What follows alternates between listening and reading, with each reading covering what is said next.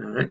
Okay, great. I've got Brady Ramsey here with Over the Top Magic, and I'm really excited today because we're going to talk about a new subject for these recordings, which is how to get better results from your trade show and more profits by utilizing professional entertainment. And so Brady here is a professional corporate entertainer, a magician. Got lots of experience, so I'm excited to talk about this. Hi, Brady. How are you?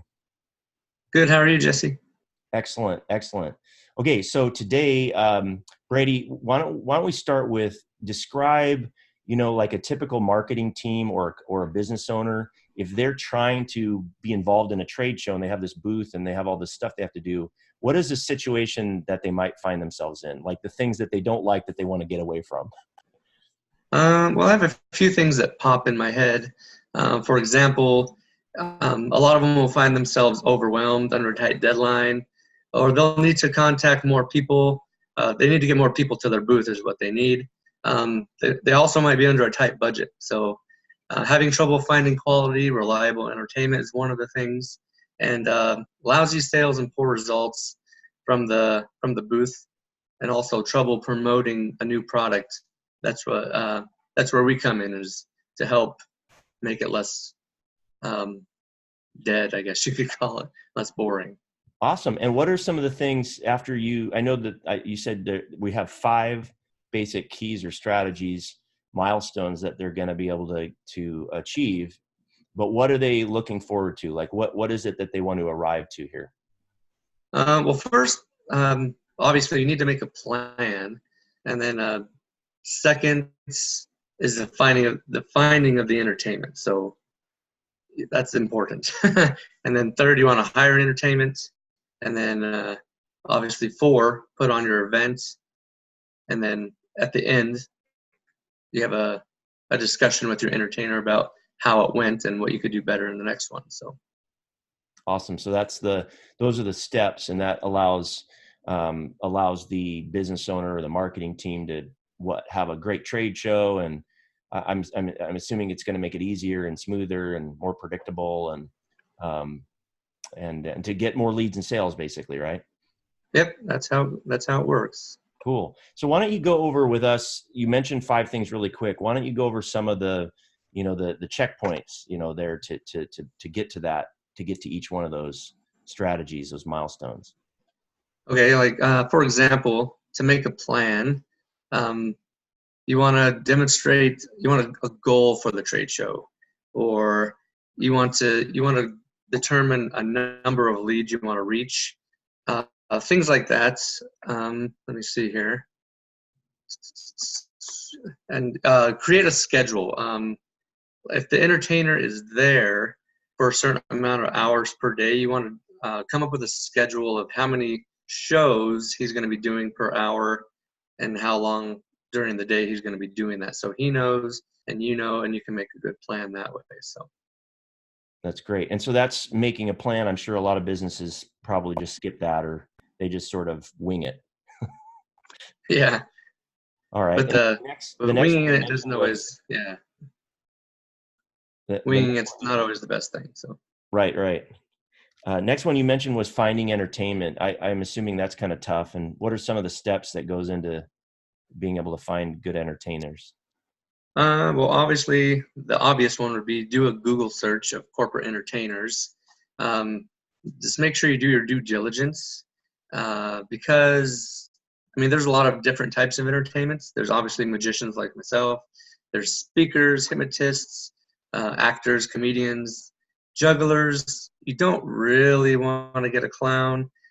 Uh, yeah, it's just not the greatest. People are freaked out by clowns. So.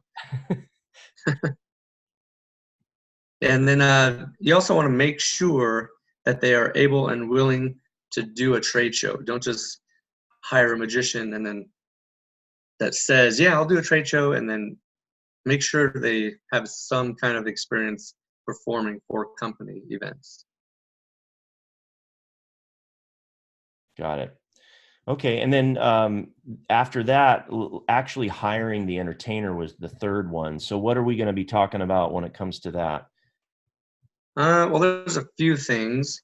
You want to um, you want to be able to make sure you avoid, I guess, scam artists, people that are going to take a down payment and just not show up, or um, if they're willing to take a deposit, then you make sure he has a viable way of doing that. Don't just send him a check, whether it be online transfers or a Square reader, some kind of professional.